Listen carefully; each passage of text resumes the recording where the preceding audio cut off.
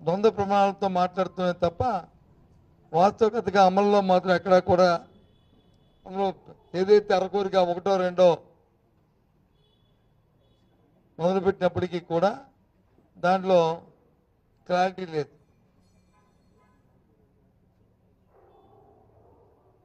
Even తల్లికి వందనం ఇచ్చినప్పటికీ కూడా ఈ రోజుకి కూడా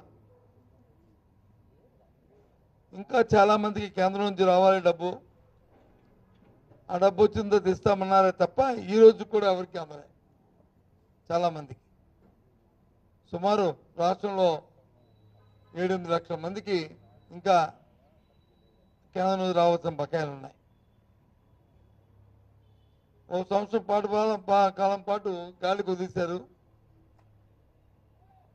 ఇంకో సంవత్సరం పోయిన తర్వాత మొదలుపెట్టారు ఆ స్కీమ్ని. సరే దాన్ని కూడా ఇదే పరిస్థితి. ఇక అన్నదాత సుఖీభావ చూసుకున్నా సరే అంతే. గతంలో ఇచ్చిన రైతు భరోసాకి ఇప్పుడు ఇస్తున్న అన్నదాత సుఖీభావ నెంబర్లో ఎంతో ఇస్తుంది. సుమారు మన జిల్లాలో చూసుకుంటే 50,000 మంది వరకు కూడా రైతు భరోసాకి ఇప్పుడు ఇస్తున్న అన్నదాత సుఖీభావకి ఉన్న వ్యత్యాసం ఉంది. పోనీ అర్హులు కాదు అంటే వాళ్ళందరూ అర్హులు. మరి ఎందుకు ఇవ్వలేదంటే ఏదో ఒక సాంకేతిక కారణం.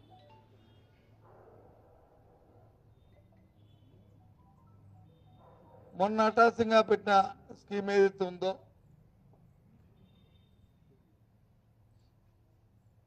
విడో ఫంక్షన్ని ఇచ్చిన స్కీమ్ ఏది ఉందో, ఎవరైతే భర్తకి పెన్షన్ వచ్చి చనిపోయిన భార్య ఉందో వారికి ఇచ్చారు తప్ప ప్రభుత్వం ఏర్పడే 14 నెలలు అయినప్పటికీ కూడా ఎవరైతే ఈ రాష్ట్రంలో విడేస్తున్నారో భర్త చనిపోయిన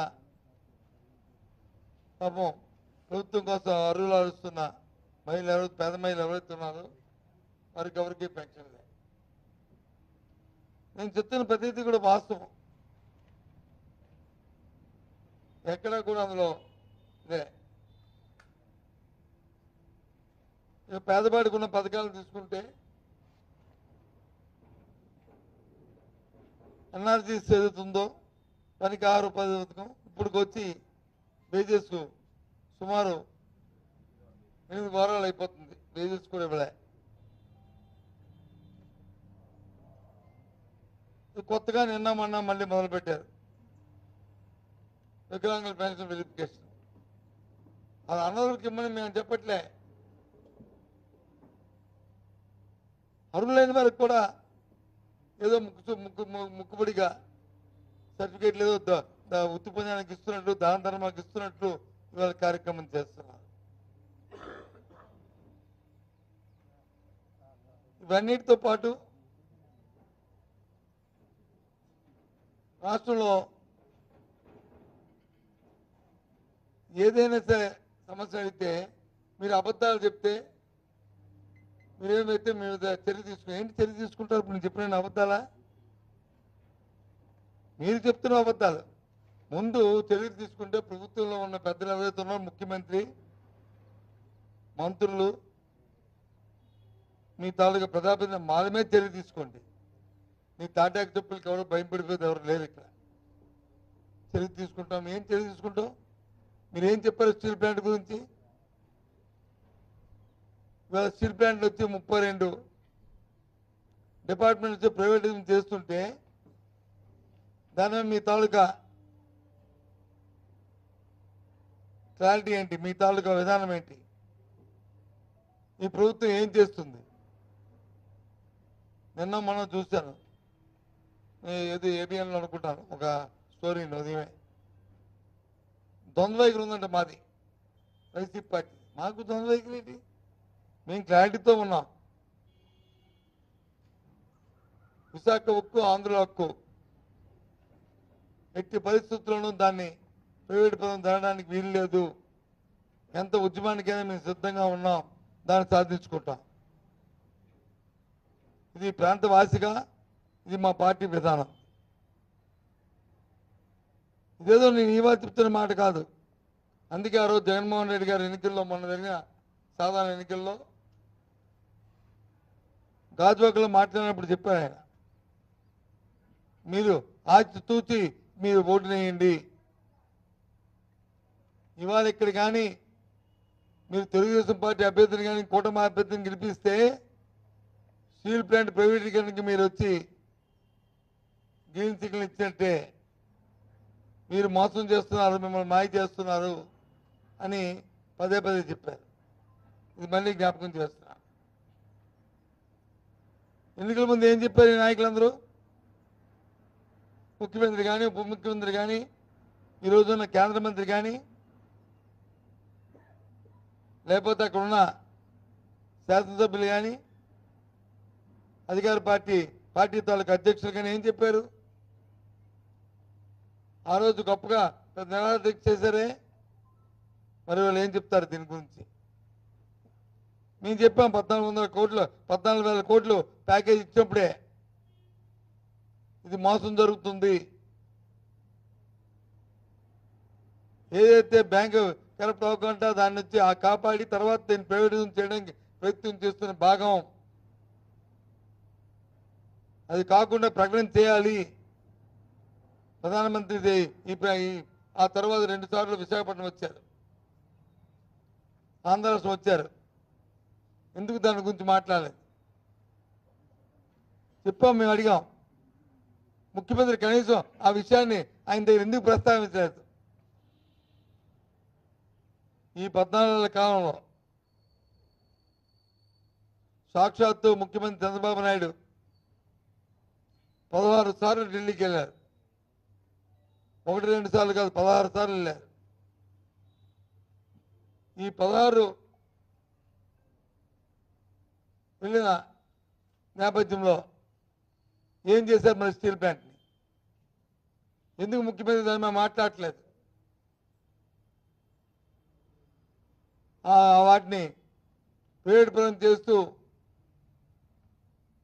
మా సర్వీసింగ్ వాటన్నింటిని ఇస్తుంటే దాని మీద ఎందుకు ఆయన ప్రజలకు వివరణ ఇవ్వట్లేదు? దీన్ని పైపెచ్చు మా మీద నిందలేయడానికి చూస్తున్నారు. వారి తాలూకా ఈ ప్రచార మాధ్యమంలో ఉన్న 1-2 ఛానల్స్ ద్వారా ఇది చాలా తప్పు. ఏది ఇవ్వడం ఏమనుకున్నప్పటికి కూడా మా స్టాండ్ విశాఖ ఉక్కు, అందులో ఉన్న స్టీల్ ప్లాంట్ ఏదైతుందో విశాఖ ఉక్కు కర్మాగారాన్ని కాపాడుకోవడమే మా ధ్యేయం. దానికోసం ఎంతగానో సరే దాన్ని తెగిస్తాం, దానికోసం ఉద్యమం చేస్తాం. త్వరలోనే ఉద్యమం ఏ విధంగా ఉద్యమం చేస్తామో అది కూడా ప్రకటిస్తాం. అందరినీ కలుపుకొని వెళ్తాం, మాతో కలిసి వచ్చిన వాళ్ళందరినీ కూడా కలుపుకొని వెళ్తాం.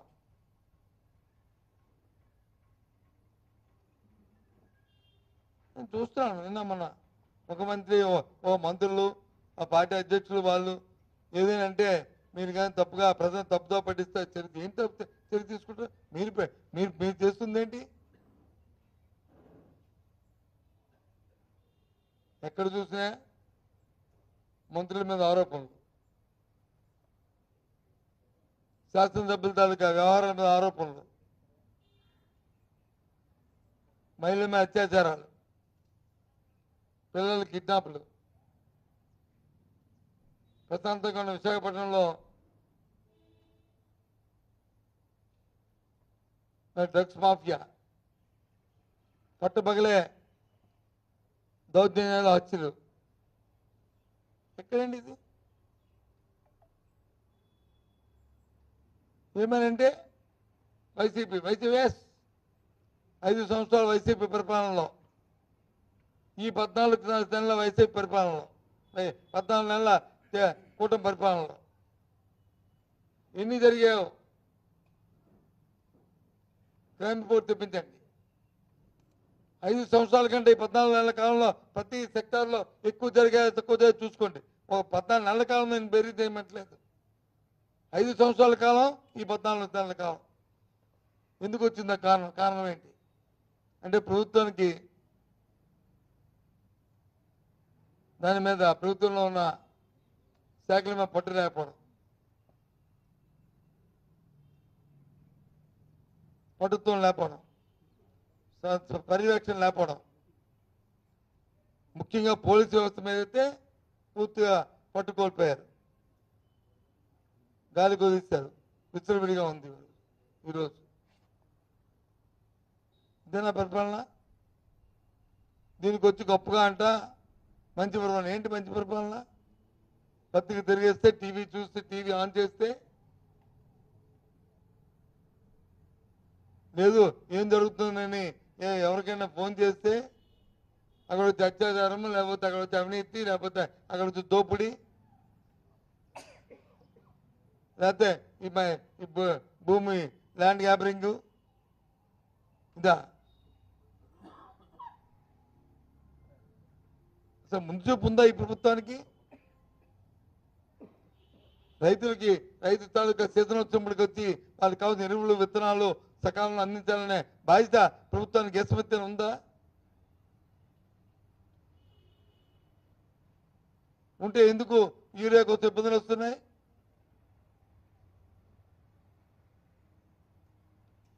ముందు చూపుతో తెలుసుకోవాల్సిన బాధ్యత మీకు లేదా?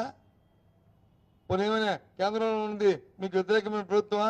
వాళ్ళు యూరియా సప్లై చేయకుండా అడ్డుపెట్టి మిమ్మల్ని ఇబ్బంది పెట్టాలని చేయడానికి కాదు కదా, మేము మిత్రపక్షమే కదా. మరి అప్పట్లాగా మాలాగా వచ్చి వైసీపీ పార్టీ అయితే కేంద్రానికి వచ్చి శక్తి ఉందా లేదా అనేది ఆలోచన ఉండడానికి. అయినప్పటికీ మేము దురదృష్టితో ముందు చూపుతో ఎక్కడ ఇబ్బంది లేకుండా డోర్ స్టెప్కి గ్రామంలోనే రైతు భరోసా కేంద్రాల ద్వారా సప్లై అప్పుడు మేము సరఫరా చేస్తాం. కానీ ఇప్పుడు వెళ్ళి ఆ ప్రైవేటు వ్యాపారస్తుల దగ్గర క్యూలు కట్టుకొని 150 నుంచి 100 రూపాయలు ఎక్కువ ఇచ్చి ఒక యూరియా బస్తా కావాలంటే దానికి ఇంకొక కాంప్లెక్స్ ఎరువులు కలుపుకొని తీసుకుంటే కానీ అది కొనే పరిస్థితి లేదు. ఏంటిది? హడావిడిగా చెప్పారు గత ప్రభుత్వంలో గొంతులు కప్పియాలి అంతా కూడా 3 నెలలు 100 రోజుల కార్యక్రమం ఇదని చెప్పి హడావిడిగా డిప్యూటీ సీఎం గారు చెప్పారు. సీఎం గారు చెప్పారు. ఎక్కడ ఏగో ఇక పచ్చిమండి ఆ వేసిన అలకూరికైనా ₹1 బిల్లు అని ఇచ్చారు. పుణ్కి బిల్లు ఇవ్వడం మానేశారంటే మానలే. ఎవరైతే మీకు పెద్ద పెద్ద కాంట్రాక్టులు 8%, 10%, 15% మీకు వచ్చి కమిషన్లు ఇస్తారో వాళ్ళు బిల్లులు ఇస్తున్నారు. ఎక్కడుంది? 15th ఫైనాన్స్ గ్రామాల్లో నుంచి మన సర్పంచ్ గ్రామాలకి మీరు రిలీజ్ చేశారంటే రిలీజ్ చేయలే. 100 కోట్ల బకాయిలు ఉన్నాయి.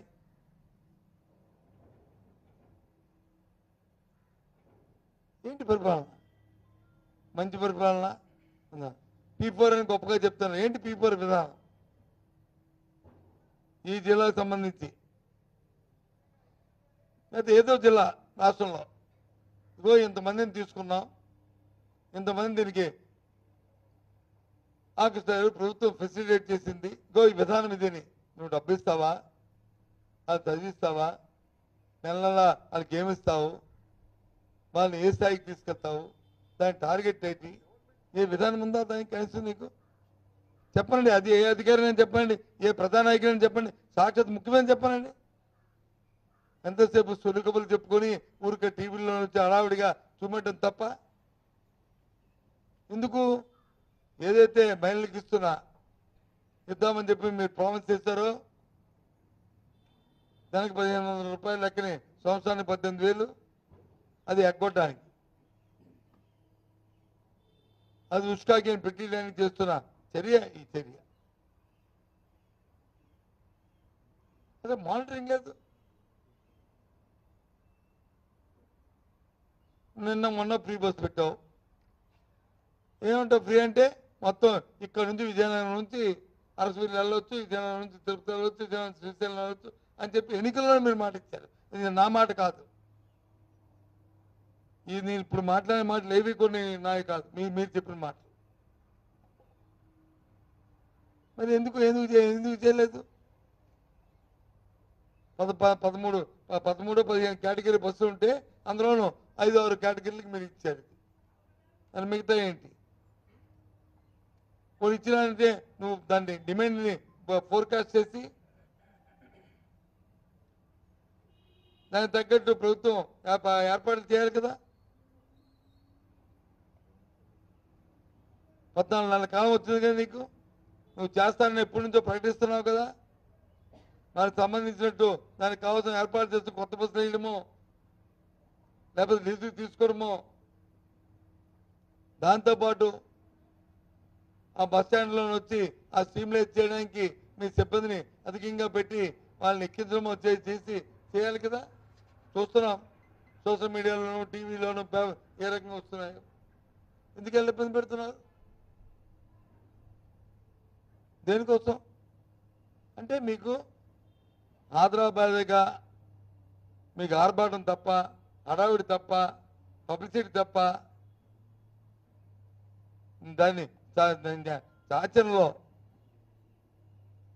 ఒక నిబద్ధతతో ఆ కార్యక్రమాన్ని చేసి ప్రజలకు అందిద్దామనే ధ్యాస మీకు లేదు. ప్రజల మీద మీరు కక్ష కట్టారు. ఓటేయడం మీకు ఓటేయడం, ప్రజల మీద కక్ష కట్టారు. ఇది పాపం ప్రజలకి. ఇది అవసరం కదా చెప్పండి.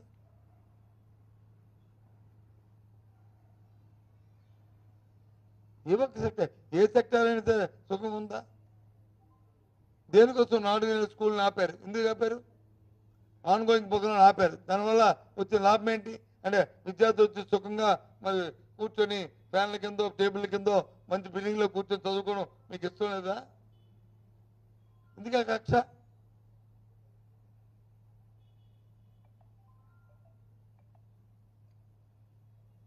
గత 5 సంవత్సరాల్లో గత ప్రభుత్వంలో ఈ కలుషితాహారం మీద కానీ దీని మీద కానీ విద్యార్థులకి ఎక్కడ ఇన్సిడెంట్ జరిగితే ఎన్ని ఇన్సిడెంట్ జరిగాయో లెక్క పెట్టుకోమనండి.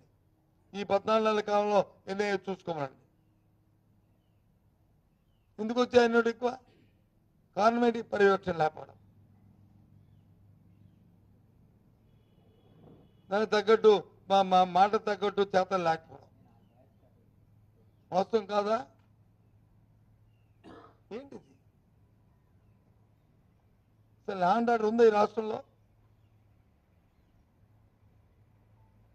ఎప్పుడైతే ప్రజలకు మన ఆంధ్ర రాష్ట్ర ప్రజలకి లా బైండింగ్ పీపుల్, పోలీస్ అన్నా అధికారులు అన్నా గౌరవం, భక్తి, భయం అన్నీ ఉన్నాయి. కానీ ఈ ప్రభుత్వం వచ్చిన పోయేవే ఆ భయం, భక్తి. దానివల్లే వచ్చిన అనార్థాలు. ఎందుకు? రాజకీయ ఇన్వాల్వ్మెంట్, వాళ్ళతో ప్రమేయం పెరిగిపోతుంది. వ్యవస్థలను వాళ్ళ పని వాళ్ళు చేసుకుని ఇట్లే కింద స్థాయి నుంచి అది పెంచిపోయిపోయింది. అందుకే ఈ కార్యక్రమాలు జరుగుతాయి. ఏ విషయం తీసుకున్నా సరే 1 కాదు 2 కాదు, ఇది వాస్తవం. అందుకే ఇవాళ మీ ద్వారా ఈ విషయాలన్నీ ఒకసారి ప్రభుత్వాన్ని తెలియచేయాలని ప్రభుత్వాన్ని డిమాండ్ చేస్తూ ఇప్పటికైనా బాధ్యతతో మెలగాలని, బాధ్యతగా ప్రవర్తించి ప్రజలకు ఫెసిలిటేట్ చేయమని. ప్రభుత్వం అంటే ప్రజలకు ఫెసిలిటేట్ చేసేది ప్రభుత్వం, ప్రజల మీద స్వారీ చేసేది కాదు.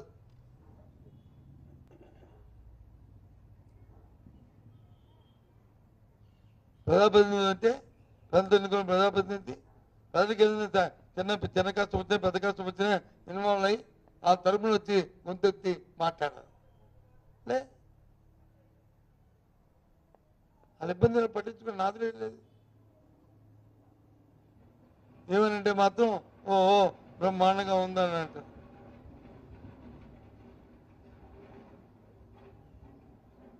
అందుకే ఇవాళ మీతో ఈ విషయం ద్వారా మీ ద్వారా ప్రజలకు తెలియజెప్పాలని, ప్రభుత్వం ఒత్తిడి తేవాలనే ఇవాళ ఈ పత్రికా సమావేశం పెట్టాం. ఈ రాష్ట్రంలో శాంతి భద్రతని చూడాలని చాలా ఇబ్బందికరమైన పరిస్థితి ఉంది. అవినీతి పిచ్చిపోయింది. ప్రజాప్రతినిధుల ప్రమేయం ఎక్కువైపోయింది. తద్వారా ప్రజలకు చాలా విపరీతమైన ఇబ్బందులు వస్తున్నాయి. మంచి జరిగితే వాళ్ళ ప్రమేయంతో మంచి జరిగితే వాళ్ళ ప్రమేయం వల్ల ఇబ్బందులు ఎదుర్కొనే పరిస్థితి వస్తుంది. ఎక్కడ చూసినా దాని నుంచి ఆత్మహత్యలు చేసుకునే పరిస్థితి ప్రజలకు వస్తుంది. ముఖ్యంగా మహిళలకు అయితే ఇంకా ఎక్కువ వస్తుంది.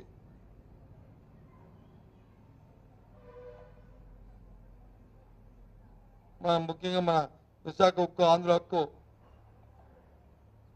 అని ఏదైతే నానుడు ఉందో దాన్ని కాపాడుకోవడానికి మేము ఏ స్థాయికి అయినా సరే పోరాటానికి సిద్ధమవుతున్నామనే విషయాన్ని తెలియ చెప్పడానికి ప్రభుత్వం ఒత్తిడి తీర్చడానికి ఇవాళ ఇది కార్యక్రమం పెట్టాం.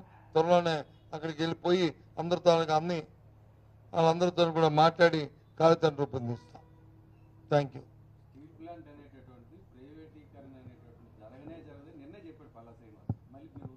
నేను పలా సినిమా చెప్పడానికి చెప్పినప్పుడు 32 డిపార్ట్మెంట్లు వచ్చి ప్రైవేటైజేషన్ చేయడానికి వచ్చి ఇచ్చినప్పుడు అవి ఆపించాలి కదండి. ఓకే ఫైన్, ఒప్పుకుంటాం కదా. ప్రక్రియ జరుగుతున్నప్పుడు దాన్ని ఆపించే బాధ్యత ఉందా లేదా చెప్పు శ్రీనివాస్, నువ్వు చెప్పు. ఆ శ్రీనివాస్ సంగతి నువ్వు చెప్పు, నువ్వు శ్రీనివాస్ కదా, నువ్వు చెప్పు. ఉందా లేదా చెప్పు. నువ్వు అడగాలి కదా ఇప్పుడు. ఏమేమి మరి దాని సంగతి ఏంటి అడగండి. దాని సంగతి అడిగితే అప్పుడు దాని ముందులో వచ్చే కదా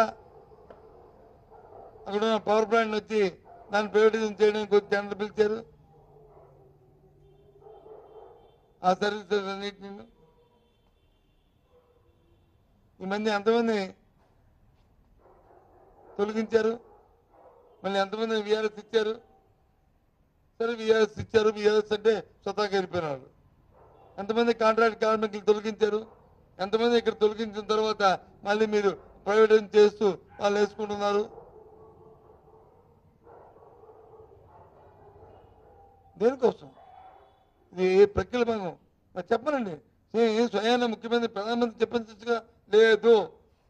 స్టీల్ ప్లాంట్ వచ్చే కూటమిలో కదా, స్టీల్ ప్లాంట్ ప్రైవేటీకరణ సమస్య లేదని చెప్పనండి ప్రధానమంత్రిని. చెప్పించండి ముఖ్యమంత్రి నెల్లి లేదు. ముఖ్యమంత్రి ప్రధానమంత్రి కలిసి వచ్చినా బయటకు వచ్చి ప్రెస్ కాన్ఫరెన్స్ పెట్టి చెప్పండి. ఎందుకు చెప్పట్లేదు? నేను చెప్పాను, ఈ చెప్పావు అవి చెప్పావు అనేకంటే 16 సార్లు ఢిల్లీకి వెళ్ళావు కదా, ఒకసారి కాదు 2 సార్లు కాదు. నిన్నగాక మొన్న ఈయన తరపున కొడుకు వెళ్ళాడు కదా. మంత్రులు అందరూ ప్రపంచంలోకి వచ్చి వరుస కుర్చీలో కూర్చున్నారు కదా. ఒకటి చూపెడతాను చూడు చూడు. మా కేంద్ర మంత్రులు ఎన్నికల ముందు ఏం చెప్పారో ఒక చిన్న వీడియో వినిపిస్తాను. విని తర్వాత అప్పుడు నువ్వు ఏదైనా సరే అని చెప్పు. ఇప్పుడు ఆయన మరి కేంద్ర మంత్రి అయ్యారు కదా, అప్పుడు చెప్పిన ఆయన భగవంతుడి దయ వల్ల మంచి మన ప్రాంతానికి మంచి అదృష్టం వచ్చింది కదా.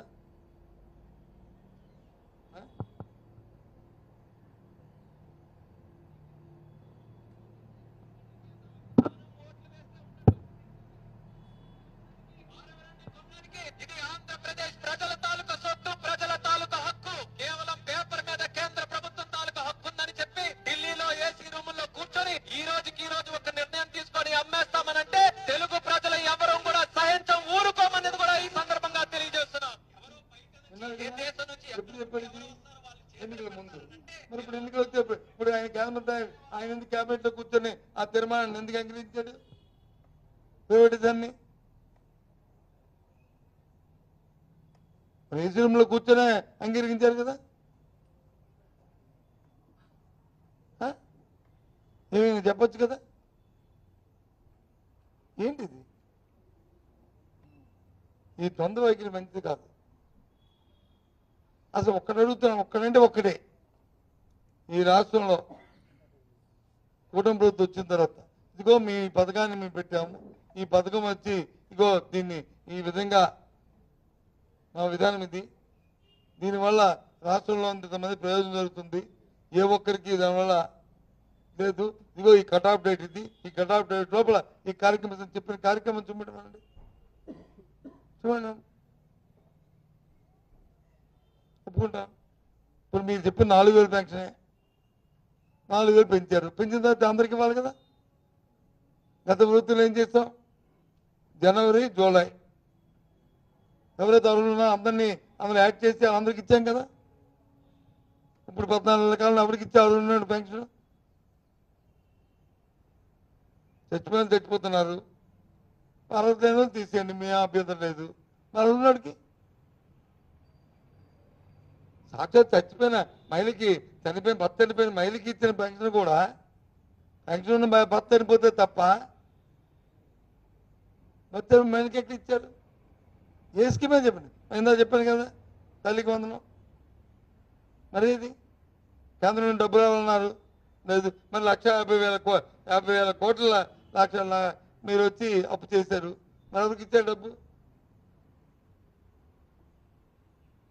అందరికీ మొన్న 7,000 ఇచ్చారు.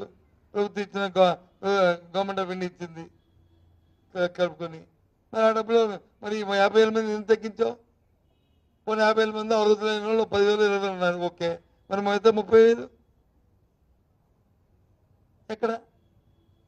ఎందుకో బస్తా యూరియా ఇవ్వలేకపోతున్నావు? ఎందుకు బ్లాక్లో కొనుక్కునే పరిస్థితి ఎందుకు? ఏంటి ఎక్కడుంది? మరి ఏ కార్యక్రమాన్ని మీరు పూర్తిగా నిర్వర్తిస్తున్నారు చెప్పండి. విద్యులను వచ్చి ఎంతో పెద్ద గొప్పగా చెప్పారు. ఇవాళ ఇంగ్లీష్ మీడియం అన్నారు. మళ్ళీ వెనక్కి తిరిగి భూమికుండగా మళ్ళీ ఇప్పుడు అటు ఇటుకో మధ్యకి వచ్చారు. సిబిఎస్ తొలగించారు. టోపులో ఇంగ్లీష్ విద్యా విధానం దాన్ని మధ్య తీశారు. మరి ఏంటి? నాడు నేడు ఆ స్కూళ్ళు సగం అరకొరగా ఉంచారు. అవి గంట మానేశారు. ఆన్గోయింగ్ ప్రోగ్రాం ఆపేశారు. ఏం చేస్తారు? అట్టాసంగా చెప్పారు, మేము ఆన్గోయింగ్ ప్రోగ్రాం అవుతుంది, ఇంటింటికి కొలాయిలు ఇస్తున్న ఆ ప్రోగ్రాం జరుగుతుందని. మేము వచ్చి వీళ్ళు ఆపేశారు, మేము చేస్తామన్నారు. ఎక్కడ రెడ్డి గారు వస్తూ మొదలెట్టాను. పాత సామెతగా, సారీ ఏమనుకోవద్దు, ఓ రెగ్యులర్ ఉంటే రాష్ట్రంలో సామెతది. ఆ సామెతలోకి వచ్చి మళ్ళీ ఎక్కడ కొంగ అక్కడలాగా ఉంది. ఎక్కడైంది పని? గోతులు కప్పుతా ఉన్నారు. ఎక్కడ కప్పారు గోతులు? ఉపాధి హామీకి తిన్నాకే లేదు, వాళ్ళకి కూళ్ళు ఇవ్వట్లేదు. వాస్తవాలు ఇది భయపెట్టి అబద్ధాలు చెప్తాడు. ఏంటి అబద్ధాలు చెప్తే చర్య తీసుకుంటారు? వాడి మీద చర్య తీసుకుంటారు. మేమే చర్య తీసుకోవాలి. ప్రజల్ని మోసం చేసినందుకు, మాయ చేసినందుకు, దగా చేసినందుకు ఇవాళ ముఖ్యమంత్రి దగ్గర నుంచి కింద స్థాయి వరకు ఉన్న మొత్తం ఆ పార్టీ మీద చర్య తీసుకోవాలి. అంతే, ఎవరైనా తీసుకుంటారు గొప్పది చెప్పుకోవడానికి. నిన్న మనం నెల్లూరులో చూసాము, మరో ఫెర్రీల మీద వచ్చారని చెప్పి మీ పేపర్లోనే వచ్చే తగులు. దాని బ్యాక్గ్రౌండ్ అంటే మన అందరూ తెలుసు. ఎందుకు దాని డెప్త్కి వెళ్ళిపోవడం కంటే ఎందుకు ఇది? మరి ఎవరికి ఉంది శాంటిటీ? అందుకు చెప్తున్నాను. ఇంకా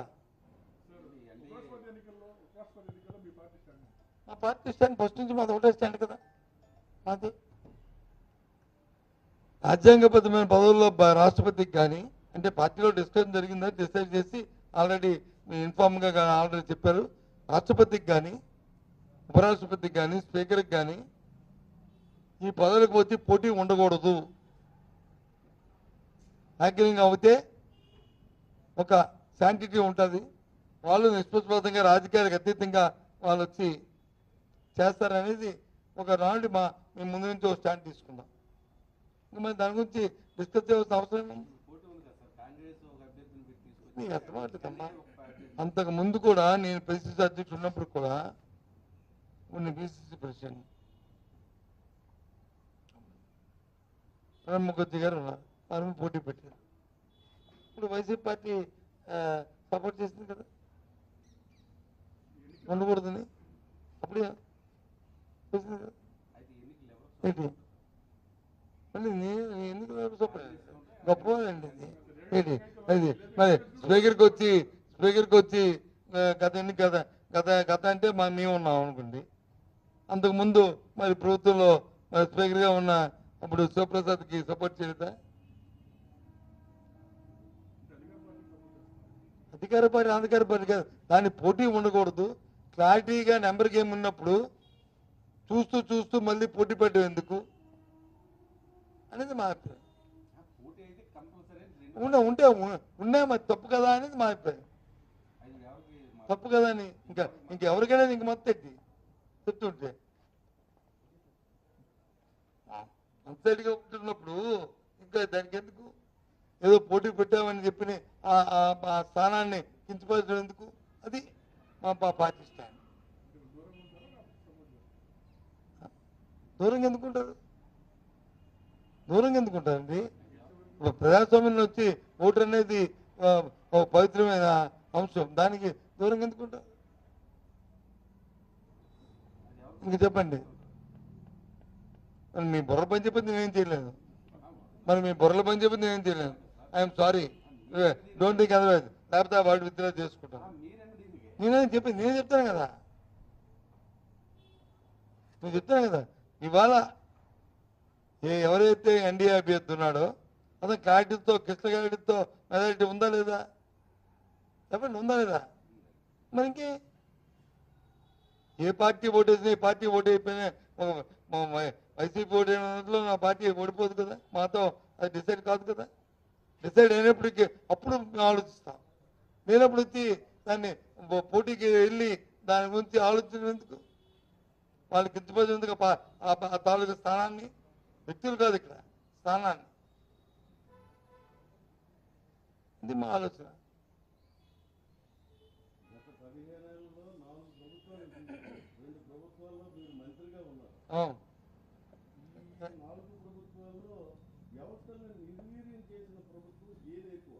ఇది ఈ 14 ఉన్న తెలుగుదేశం పార్టీ కూటమి ప్రభుత్వం. దానికి వచ్చి మీరు ఉన్నారు కదా, వచ్చినప్పుడు ఎన్ని అంశాలు చెప్పాను చూసుకోండి. ఈ 14 జరిగిన అనర్థాలని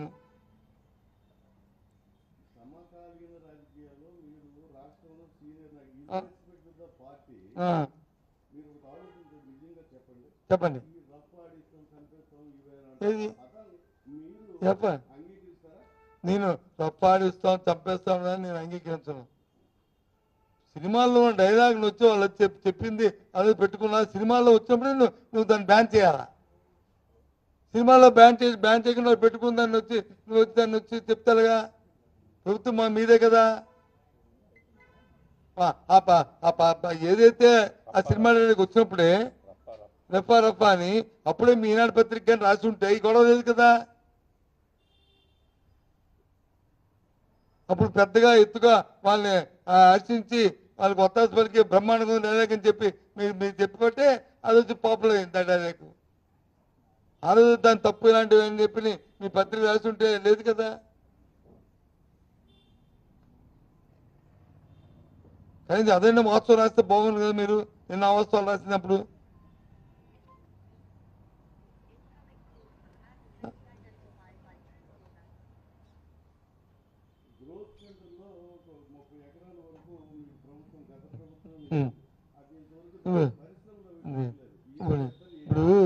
ఇప్పుడు మీరైతే మీరు దీన్ని బట్టి చూస్తుంటే ఇంకెక్కడో ఉన్నారు.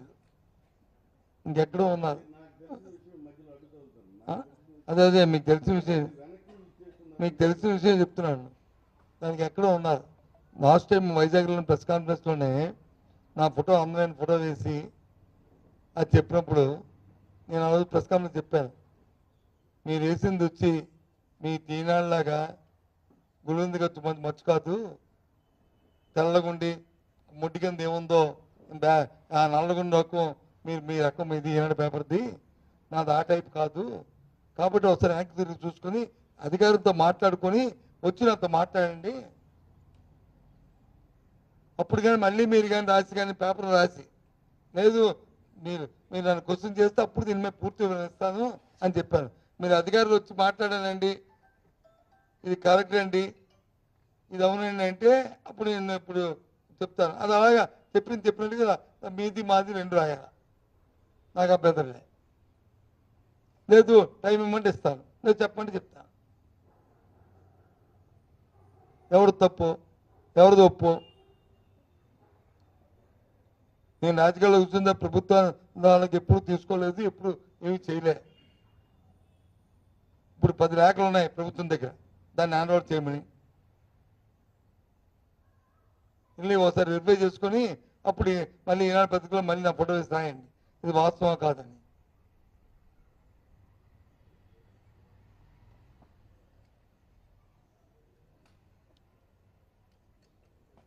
ఏదో మీరు రాసిందంతా ప్రజలు నమ్మిస్తారు అనుకోవడం, గుళ్ళెందుకంత మచ్చు వద్దు. పాపం చచ్చిపోయి రామోజీరావు ఎక్కడ ఉన్న ఆయన ఆత్మకి సాయం చేయకూడదు.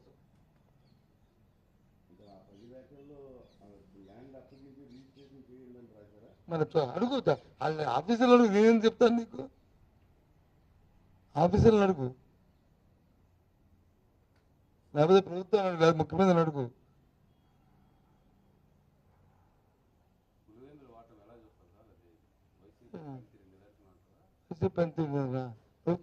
ప్రభుత్వం తాలూకా పనితీరుకి నిదర్శనం.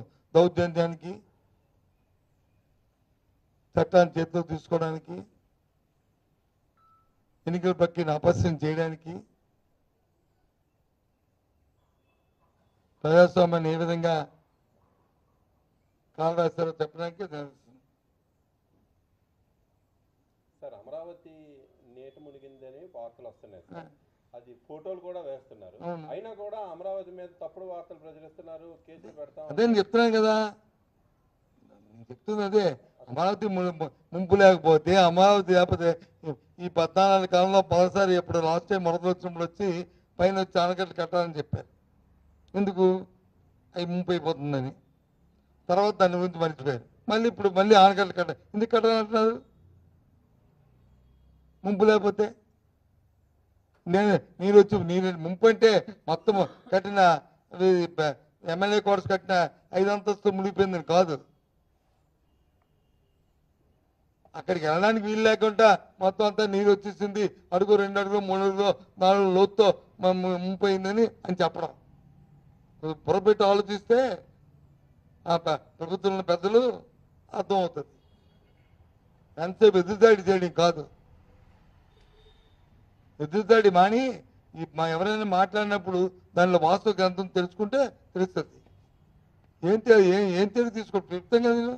ఎస్, మొన్న వచ్చిన వర్షాల్లో 2-3 అడుగుల మేరకు మొత్తం నీటితో అదంతా ముంపు అయిపోయింది. తీసుకోమండి చర్య,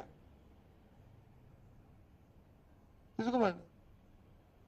దేనికోసం అయితే మీద నాన్నకట్లు కడతానంటున్నాం. మరి ఈ 8 నెలల కాలంలో ఆ విషయం మర్చిపోయి మళ్ళీ ఇప్పుడు ఎందుకు వచ్చింది మీకు ఆలోచనలో ప్రభుత్వ పెద్దలకి? అవి పోతారు ఎవరైనా సరే నేను మాట్లాడింది. కేసులు పెట్టడాన్ని దీన్ని ఎలా సార్ మీరు? ఎవరు కేసు పెడతారండి? వస్తే ఎవరు తాటాకు చెప్పులు భయపడి ఎవరిని కేసు పెడతారు? దేనికి పెడతారు? ఏంటి ఆ చేసిన తప్పు తిరిగి పైపెచ్చు కేసు పెడతారు? ఎవరి కేసు పెడతారు? ఎవరి కేసు పెడతారు? చెప్తాను కదా నేను, ఇప్పుడు నిన్నోటి చెప్పాను కదా, ఎవరి కేసు పెడతారు? వాళ్ళు చెప్పిన అబద్ధారు కదా, ఇస్తానన్న సూపర్ 6 చెప్పి అమ్మ జరపలేదు కదా, ఎవరి మీద కేసు పెట్టారా? ఎవరి మీద కేసు పెట్టారా? ఎవరు తప్పు?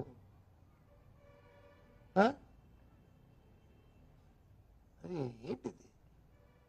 ఏదో మాట్లాడితే అధికారం ఉంది కదా, నేను మంత్రి కదా, నేను ముఖ్యమంత్రి కదా, 5 రోజుల్లో వచ్చి అని మాట్లాడితే ఇద్దరికి వస్తుంది. ప్రజాస్వామ్యంలో అది కాదు, అంబేద్కర్ రాజ్యాంగం కాదు. మనం సొంత రాజ్యాంగం అయితే ఇష్టం, రాచరికం కాదు. ఇది రాచరికం అయితే అలాగే తీసి తల తీసి అంటే బుర్ర తీసి అన్నాకి. ఇది రాచరికం కాదు, ప్రజాస్వామ్యం. ఓకేనా? ఇంకేం మిగిలిపోయా? ఏం బాస్ అంతేనా? ఓకే, కాపీ తాగుదాం అయితే. Okay, bye.